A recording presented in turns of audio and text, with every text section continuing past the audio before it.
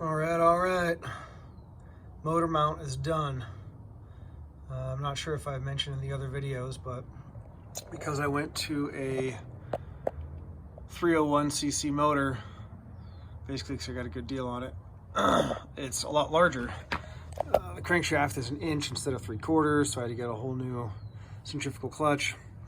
And to get it lined up, get all the teeth lined up, the whole motor had to shift over. So the original plate, I mean, these are the holes for the original plate, and it didn't work. So I spent a long time at Home Depot trying to figure out what I was going to do.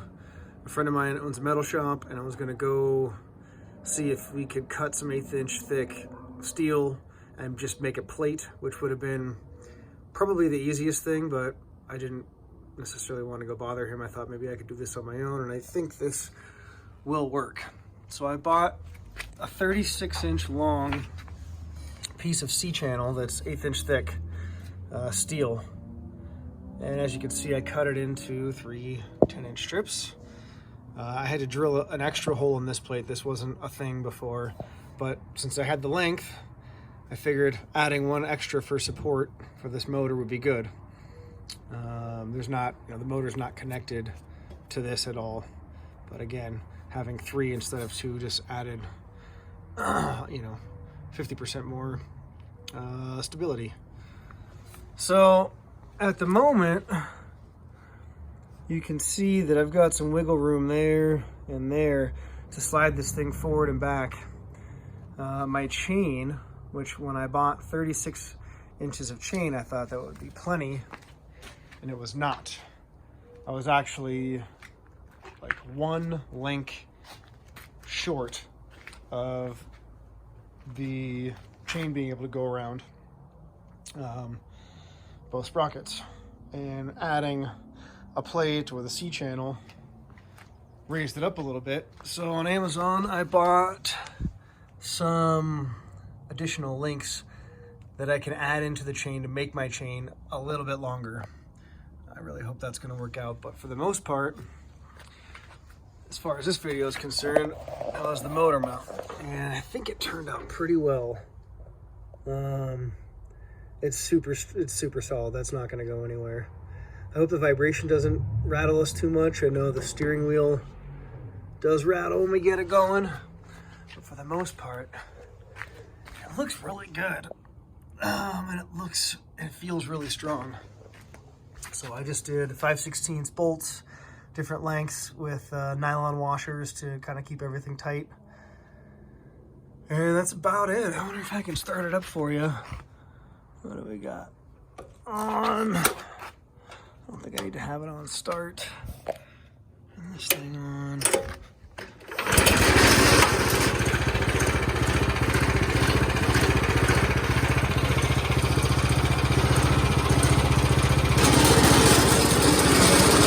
This thing rattles a lot.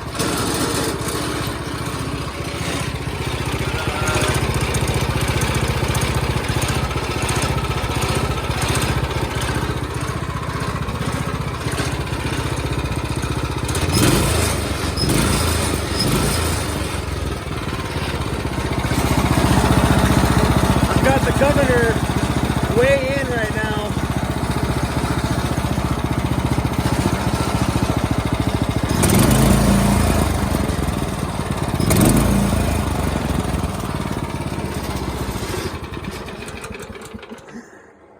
So you can see that screw is really far in. I can back that off, and that gives me a lot more horsepower, a lot more acceleration when this is all said and done.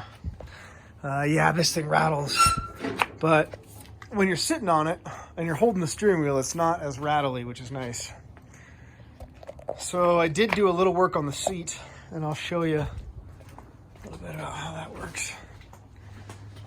By the way, I just built this Harbor Freight 17x20 carport to house all the extras, all the outdoor stuff. The new fishing boat, the Go-Kart, the quad will all be in here. I can put all the coolers, all the blow-up pools and stuff for the kids. Probably leave camping stuff in the shed in the back there. But easy access summertime fun. We'll all be in this thing. Took me, I don't know, 3 hours over 2 different days. I did put some self-tapping screws into some certain places just to kind of hold it together. It does sag a little bit in each one of these areas. I think I'm gonna buy 12 4-foot bungee cords and basically wrap a bungee cord from there to there and do that in, 2, 4, 6, 8, 10, 12. And that should keep those from billowing, flopping in too much when the snow comes. So this is a pretty good deal. I mean, I think you can find them online for about 170 bucks. I just went down to Harbor Freight. I didn't want to wait. I never do. And it was 200, at the store. So 199 plus tax. But anyway, back to the seat. So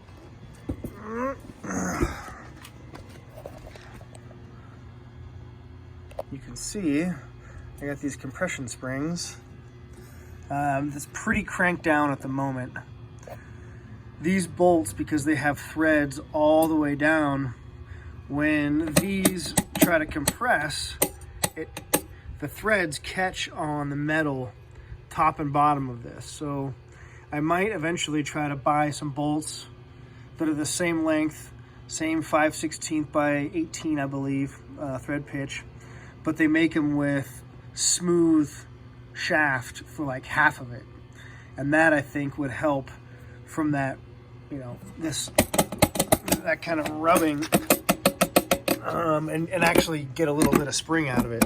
You can hear it kind of rubbing, but I thought that was kind of cool to give me a little bit of cushion. I stood in Home Depot for probably 30 minutes in the hardware aisle trying to figure out how I was going to do that. Cut these things to length, and it will sit right down in this channel, and I'll just bolt it. Throw a bolt there, throw a bolt there, bolt there, bolt there, and she'll be good to go. So it looks great. With the new tires, the new engine, I had to pull the trigger. My old seat was, it was stock and it was cool, but it was old and ripped, and this has just got cushion to it. It's brand new. It just makes it look cool. So that's about it. Thanks for watching the motor mount video and my crazy brain and what I thought of to make that work. And it works. So I think we have basically the chain and finished mounting the seat, and this puppy will be done. I did buy some vinyl, really thick, almost rubbery vinyl that had texture on one side.